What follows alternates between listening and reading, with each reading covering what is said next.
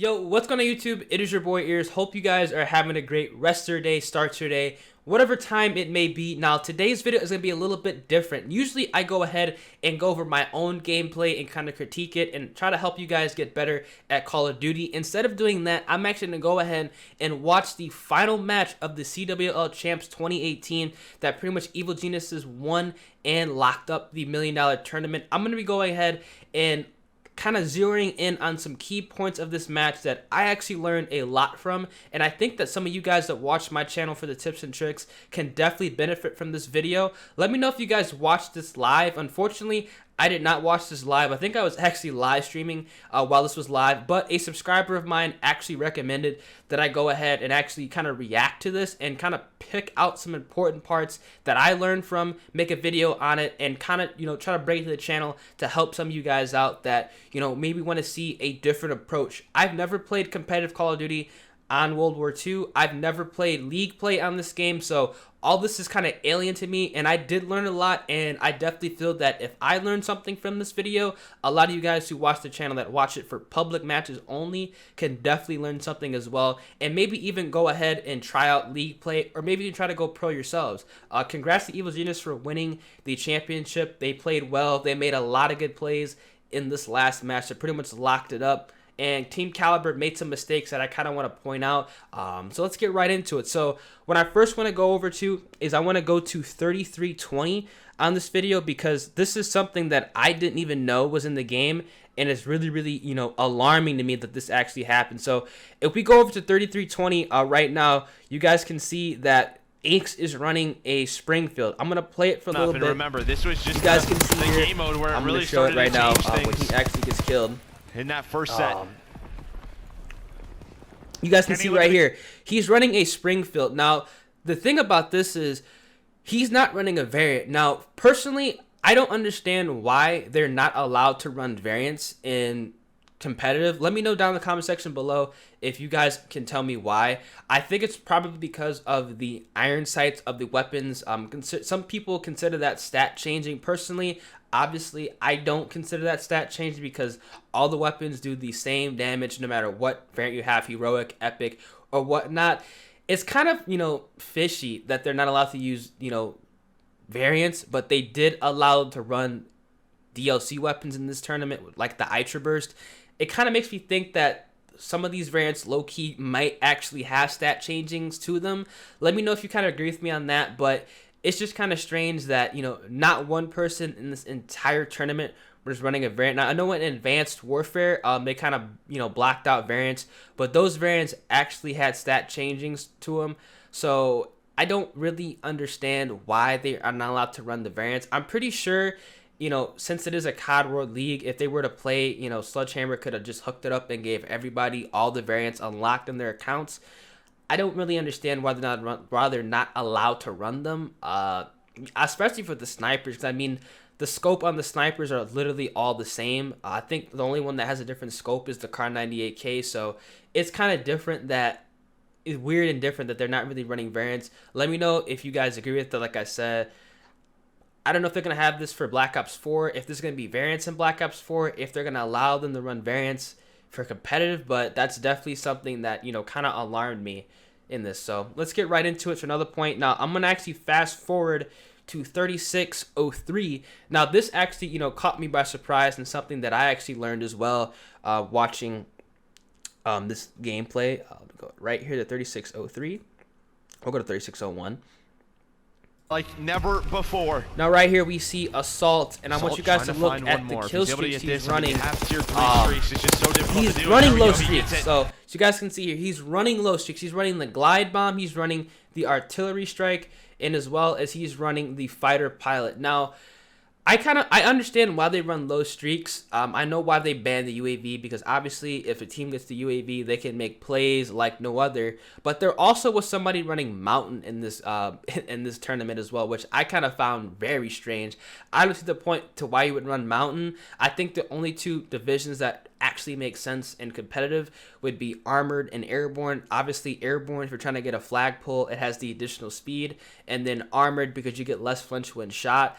So I'm not too sure why they're running, mountain, because in the fact that you can't run UAVs, but I know why they run the glide bomb. Obviously, for the glide bomb, which actually came in handy in this game, they're able to take out somebody that's on the flag that's pulling it. So if they all die, or maybe you're the last person alive and you have the glide bomb and your 3 teammates are dead, you can obviously just blow them up with the flag, which is actually really smart to run that. Same thing with the artillery strike. You kind of use the artillery strike not necessarily to kill enemies, but kind of block off an area of the map, kind of use it as a shield. So if your teammate is pushing past middle map and they might, some of your teammates die, you can kind of drop that artillery strike on middle map to kind of use that as a shield so people cannot cross middle and kind of gun them down, especially if they're running that flag.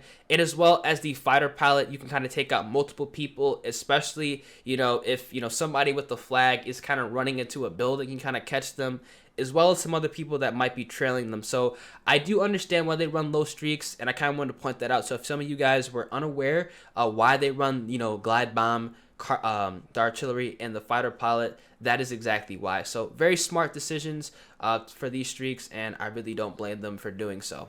I'm going to actually go ahead and fast forward to 3840, which this actually kind of shocked me, and this is something that I've been complaining about in public matches, that I wasn't even realized they actually went ahead and took out a competitive. So I think some of you guys will probably be kind of shocked. I'm going to go to 3840 for you guys really quickly. This kind of shocked me.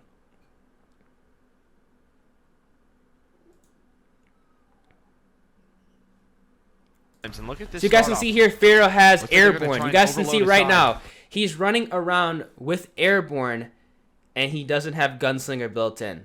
Somebody explain to me why they went ahead and took off the gunslinger ability for airborne in competitive, but they went ahead and left it for public matches. Now, a lot of pub players that play World War II, especially myself, my boy Legend of AK. We both hate airborne users. It's really annoying because they have gunslinger, they can just spray around corners, and they kind of mess you up, kind of throws off aim assist. And this kind of proves my point that in competitive Call of Duty, they took off gunslinger off at airborne, but why? Why did they take it off? I personally think they took it off because it's actually overpowered and it's broken. I understand why they're running airborne. This guy has airborne as well as inconspicuous. I'm kind of confused as to why he has inconspicuous on. You really can't.